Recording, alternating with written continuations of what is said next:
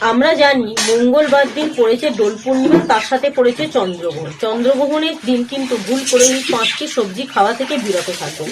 শুধু আপনি না, আপনার পরিবারের প্রতিটা ব্যক্তিকে কিন্তু এই 5টি সবজি খাওয়া থেকে বিরত রাখবেন। কারণ চন্দ্রগ্রহণের মতো দিনে এই 5টি সবজি খাওয়া কিন্তু আমাদের জীবনে নানা রকম সমস্যার মুখোমুখি আমাদেরকে নিয়ে যেতে পারে। নানা রকম বাধা বিপত্তি কিন্তু আমাদের সাথে ঘটতেই পারে। তার সাথে কিন্তু বেশ কয়েকটি কাজ এই দিন করা যায় না। আপনারা যদি এই দিন দুধ গরম করেন, দুধ গরম করার সময় একটুখানি খেয়াল রাখবেন দুধ গরম করতে করতে যেন সেটি ফুলে উঠে পড়ে না যায়, পড়ে যেন গ্যাসের মধ্যে গিয়ে সেটা পুড়ে না যায়। কারণ দুধ গরম করতে গিয়ে যদি পড়ে যায় বা সেই দুধ যদি পুড়ে যায় অত্যন্ত অশুভ বলে মনে করা হয় চন্দ্রগ্রহণের মতো দিনে। তো আপনাদের এইটুকু খেয়াল রাখবেন, এই দিন যদি আপনি আপনার ছোট সন্তানদের কিছু খাওয়াতে যান তার জন্য যদি জল গরম করেন এটাও কিন্তু অশুভ বলে মনে করা হয়। তাই যেই সময় পূর্ণগ্রাস চন্দ্রগ্রহণ হবে অর্থাৎ বিকেল 4:34 মঙ্গলবার 3রা মার্চ, সেই সময়টা কিন্তু এই দুটি কাজ ভুল করেও করবেন না। দুধ গরম করবেন না, দুধ গরম করলে একটু নজর রাখবেন সেটা যেন পুড়ে না যায়, এবং জল গরম করতে যাবেন না। ছোট সন্তানরা যদি কিছু খাবার জন্য জল গরম করতে যান আপনারা সেটা কিন্তু একটু খেয়াল রাখবেন। এই পূর্ণগ্রাস চন্দ্রগ্রহণ চলাকালীন কিন্তু এই কাজটি করবেন না। এছাড়াও যদি আপনার বাড়িতে কোনো গর্ভবতী মহিলা থাকে তাকে উঠোনে বা ফাঁকা জায়গায় নামাবেন না, জানলার ধারে বসাবেন না, হাত পা এরকম আঙুলগুলোকে মোড়া অবস্থায় রাখতে বারণ করবেন, সবসময় খোলা অবস্থায় রাখতে বলবেন যখন পূর্ণগ্রাস চন্দ্রগ্রহণ হবে।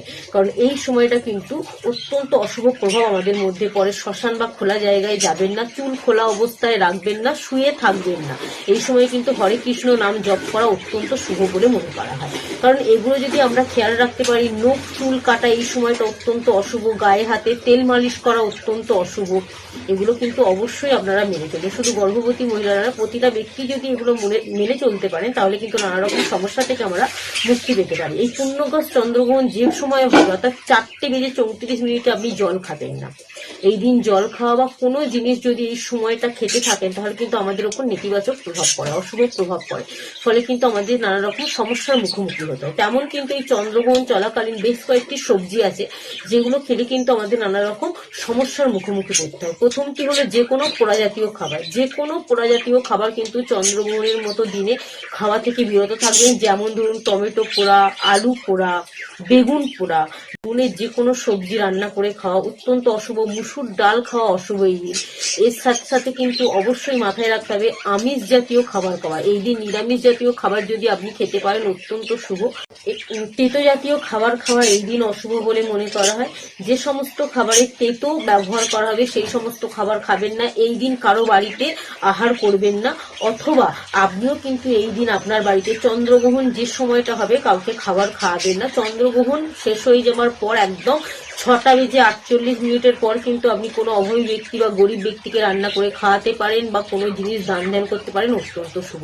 কিন্তু চন্দ্রগ্রহণ যে সময়টা চলবে সে সময় কাউকে আপনার বাড়িতে এসে খেতেও দিবেন না, অথবা আপনি কারো বাড়িতে গিয়ে এই দিন আহার করবেন না, অত্যন্ত অশুভ। এর সাথে সজনে ডাঁটা কিন্তু আপনারা এই দিন বাড়িতে এনে রান্না করবেন না, কারণ সজনে ডাঁটা এই দিন বাড়িতে এনে রান্না করা কিন্তু অত্যন্ত অশুভ। আপনারা কিন্তু এই ডাঁটা স্পর্শও করবেন না।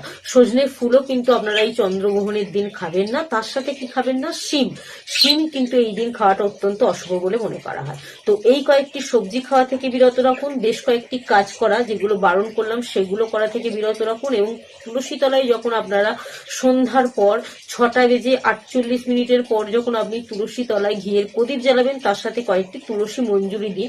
তবে মাথায় রাখবেন এই দিন ভগবান শ্রীকৃষ্ণের পায়ে কিন্তু তুলসী পাতা দেওয়াও শুভ। তবে কিন্তু চন্দ্রগ্রহণ যেহেতু চলছে, পূর্ণিমা যেহেতু, এই দিন কিন্তু আপনারা তুলসী গাছে হাত দেবেন না। আগের দিন আপনারা এই তুলসী মঞ্জুরি বা তুলসী পাতার ব্যবস্থা করে রাখবেন।